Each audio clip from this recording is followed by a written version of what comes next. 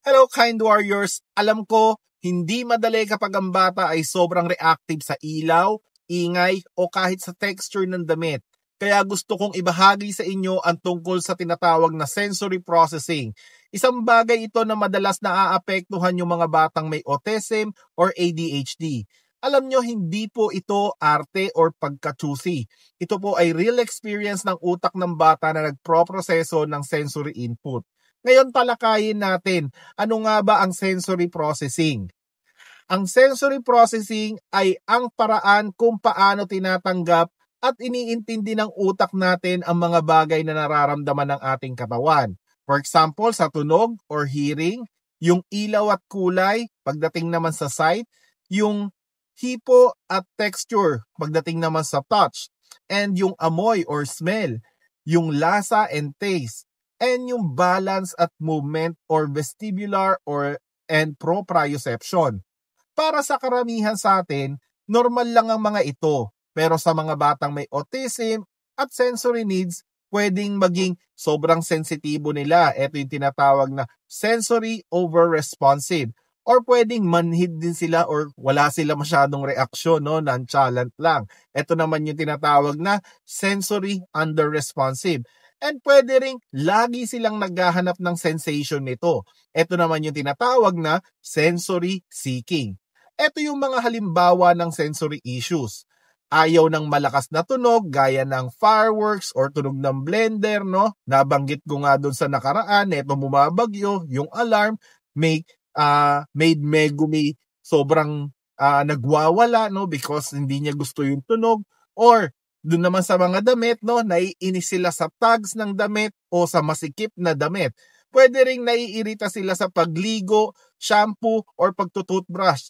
Pwede ring nahihilo sila sa amoy ng pabango or pagkain. Or tumatalon o umiikot ng paulit-ulit para masatisfy sila, para maramdaman nila yung mga galaw na gusto nilang maramdaman. And pwedeng merong gustong-gusto nang niyayakap sila ng maghigpit or gustong-gusto ng mga malalambot na pillow. Ngayon, paano natin matutulungan ng mga batang may ganitong sitwasyon? Una, i-track natin ang triggers, no?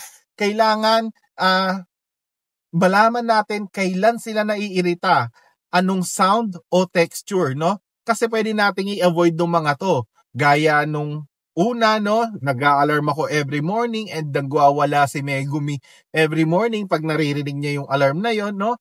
Ngayon, nakipag-usap ako sa kanya and pinapili ko siya kung ano yung gusto niyang alarm na gagamitin namin. Yung alarm na hindi siya matataranta.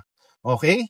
Ngayon, pwede rin tayong gumamit ng sensory tools tulad ng noise cancelling headphones, weighted blanket, or fidget toys. Alam ko, marami sa inyo ang nakakita, no? Yung mga ibang batang may autism dyan, no? Makikita nyo lumalabas sila, naka-earphone sila or naka-earmuffs. Kasi minsan, na-overwhelm sila sa sobrang ingay ng environment na hindi naman natin kontrolado. Okay? And pwede rin tayong mag-consult sa mga expert, no? Gaya ng occupational therapist. Sila ang experts pagdating sa sensory integration. And iwasan natin ang pamimilit o pangungutya pag may mga ganito tayo na i-encounter. Hindi nila ito ginagawa para magpasaway. Okay? Kaya kung may anak kayo o kakilala kayong bata na may ganitong senyales, wag natin baliwalain. Maaaring sensory processing disorder ito. I-share mo itong video ko para sa mas maraming kind warriors na makakaintindi at nangangailangang intindihin ito. And i-comment down below mo kung may mga tanong ka sa sensory behaviors. I-follow nyo na rin po kami, no? Megumi X and her awesome dad, para sa mas maraming tips at kwento ng pag-asa. Tandaan natin, hindi sila mahirap mahalin, iba lang ang mundo nila, pero totoo ang kanilang nararamdaman. Let's be the bridge that connects their world to ours. Peace.